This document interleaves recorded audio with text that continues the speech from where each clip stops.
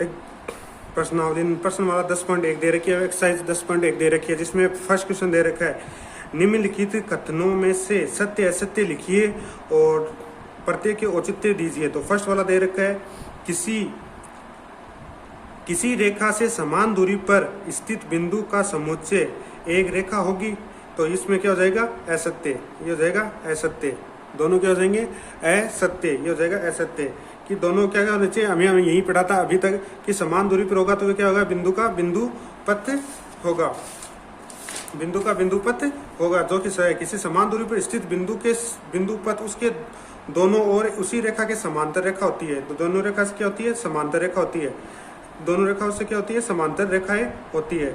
अब दूसरा दे रखा है इसका एक वर्त उन बिंदुओं का बिंदु पथ है जो किसी दिए गए बिंदु से नियत दूरी पर स्थित हो। अभी क्या था कि ये बिंदु का बिंदु पथ क्या कहलाता है, जो नियत दूरी पर सारे क्या है बराबर दूरी पर स्थित होता है। तो इसका क्या हो जाएगा सत्य। फर्स्ट का तो क्या आ गया असत्य, सेकंड का क्या आएगा सत्य, सेकंड का आएगा सत्य, क्वेश्चन नंबर फर्स्ट के आंसर। और तीसरा दे रखा है तीन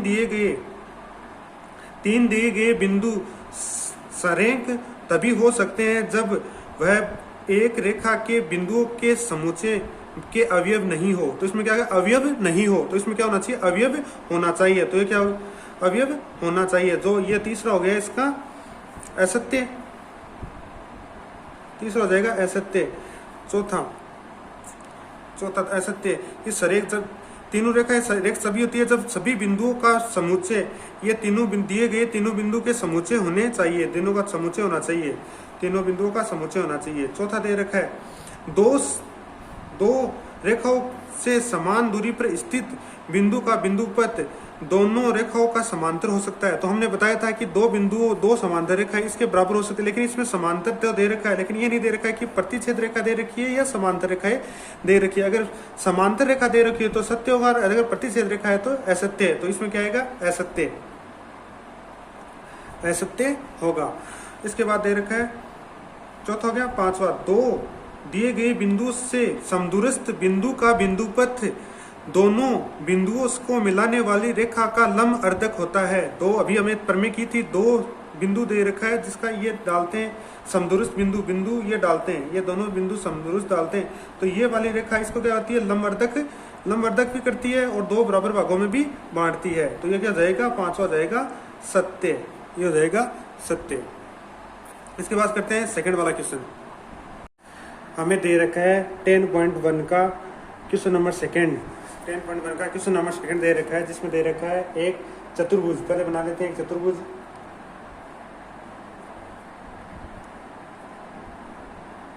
एक चतुर्भुज के विकर्ण एक दूसरे को समद्विभाजित करते हैं। ये दोनों विकर्ण हो गए,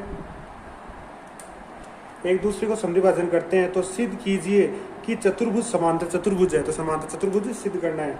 तो इसमें क्या है समद्विभाजन करते हैं, तो ये वाला इसके बराबर हो गया, ये वाला इसके बराबर हो गया, इसको नाम दे देते हैं ए बी सी डी, ये नाम हो गया ए बी सी डी। समद्विभाजन करते हैं तो ये बिंदु हो गया ओ। तो सबसे पहले दिया गया है क्या ए बी सी डी एक चतुर्भुज है जिसमें विकर्ण समद्विभाजन करते हैं, विकर्ण समद्विभाजित करते हैं। अगर विकर्ण समद्विभाजन करते हैं तो क्या जाएगा ए ओ बराबर हो गया सी ओ और बी ओ बराबर हो गया डी ओ या ओ डी। ये वाला बराबर इसके, ये वाला बराबर इसके, ये दोनों बराबर हो गया। सिद्ध क्या करना है, सिद्ध करना है कि ABCD एक समांतर चतुर्भुज है। ABCD एक समांतर चतुर्भुज है, ABCD एक समांतर चतुर्भुज है, ये हमें करना है। अब करेंगे इसके बाद सिद्ध उत्पत्ति करेंगे। इसके सिद्ध हो गया, उत्पत्ति करते हैं। उत्पत्ति केंद्र देखना, उत्पत्ति केंद्र आएगा अपना इसके अंदर त्रिभुज AOD, त्रिभुज AOB और ऊपर वाला जाएगा COD, वह त्रिभुज COD। ये दोनों हो गए। और दोनों में क्या चीज़ है, दोनों को सर्वांग करने के लिए बराबर करेंगे। तो हमें दे रखा है AO बराबर दे रखा है CO और यहाँ से BO बराबर दे रखा है DO, ये तो है दिया गया। और इसको मान लेते हैं कोण नंबर 1, इसको मान लेते हैं कोण नंबर 2। कोण नंबर 1 बराबर कोण नंबर 2 जाएगा शीर्षा opposite angle, vertical opposite angle शीर्षा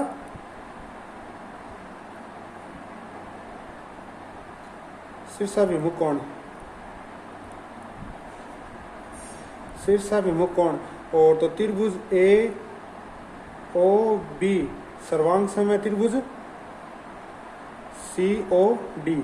और ये दोनों सर्वांग समय, इसको मान लेते हैं, इसको मान लेते हैं 3 नंबर, इसको मान लेते हैं 4 नंबर। तो कोण 3 बराबर कोण 4, अतः कोण 3 बराबर कोण 4 क्या है, एकांतर कोण। तो क्या हो जाएगा, AB समांतर, AB समांतर हो जाएगी CD, ये दोनों क्या हो जाएगी समांतर, AB समांतर CD, जिसमें SC क्या है, तिर्यक रेखा, SC तिर्यक रेखा।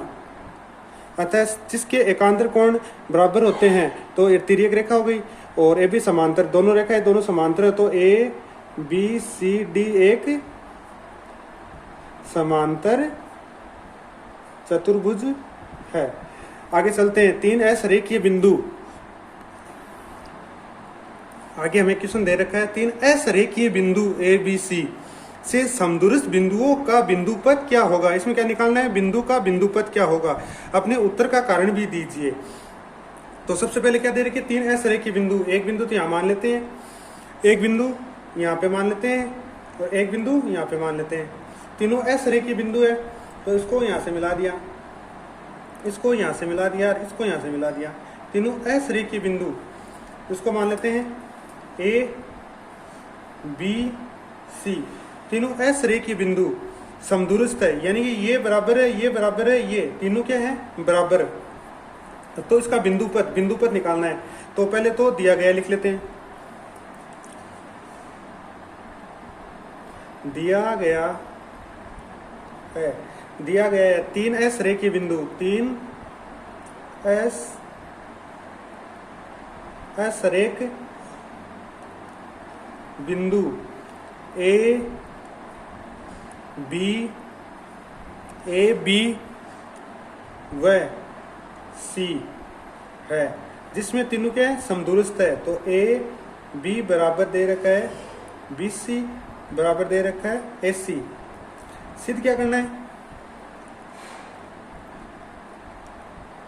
सिद्ध करना है कि ABC का बिंदु का समदूरस्थ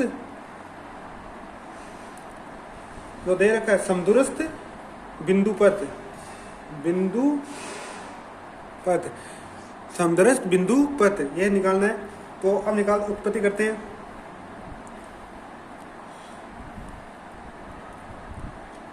उत्पत्ति के अंदर देखो, सबसे पहले क्या करते हैं, हमें दे रखा है AB बराबर दे रखा है, ये वाली बराबर दे रखा है इसके AC, और यहाँ से इस पे लंब डाल देते हैं। और प्रमेय नंबर कौन सी पड़ी थी कि ये लंब डालते हैं और दोनों क्या हो जाती है, समान, ये हो जाती है बराबर भाग में बराबर हो जाती है। तो AB समान है, तो इसमें डालेंगे AD, इसको नाम दे देते हैं D। AD लंब है, किस पे है, BC पे। और इसी प्रकार अब कौन सी, AB बराबर हो जाएगी BC, ये वाली, ये दोनों बराबर है। यहाँ से इसको लंब डाल देते हैं और इसको यहाँ से इस पे लंब डाल से, तो ये बिंदु आ जाएगा अपना कौन सा, बिंदुपथ। ये थोड़ा सा इसको दिखाई नहीं दे रहा है तो इसको देख लेना इसमें। तो इसी प्रकार क्या जाएगा कि ए बी बराबर हो जाएगा बी सी। कौन सा, इधर वाली लाइन, इधर वाली लाइन।